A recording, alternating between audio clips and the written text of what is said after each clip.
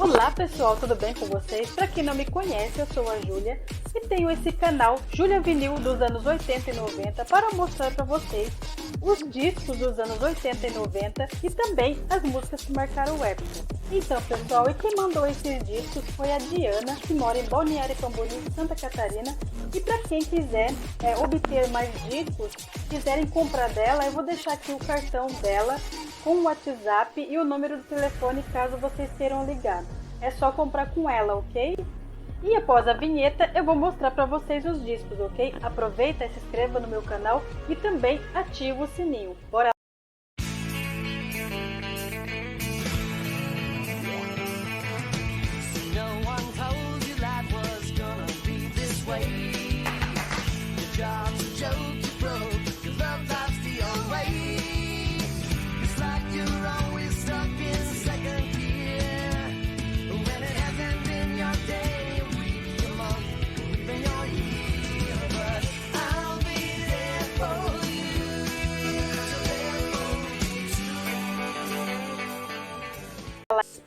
E o primeiro disco que eu quero mostrar para vocês é do Modern Talking, olha só.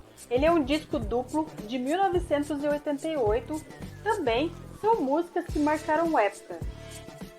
E o segundo disco que eu quero mostrar para vocês é da Gata Comeu Internacional, olha só pessoal. Quem é que não se lembra, não é mesmo? E essa é de 1985, ok? Tem umas músicas muito boas para quem quiser colecionar, esse aqui é um bom disco.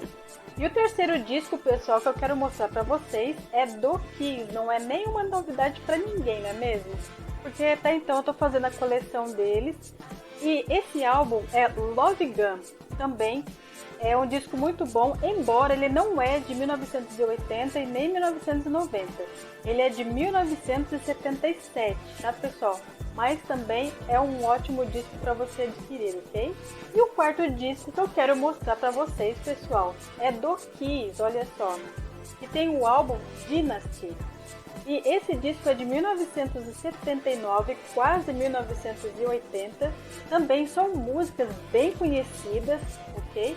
Para quem são colecionadores aí, também podem adquirir, que vocês vão gostar muito desse álbum, ok? E eu vou colocar uma música para vocês, espero que vocês gostem. Então pessoal, bora para o vídeo?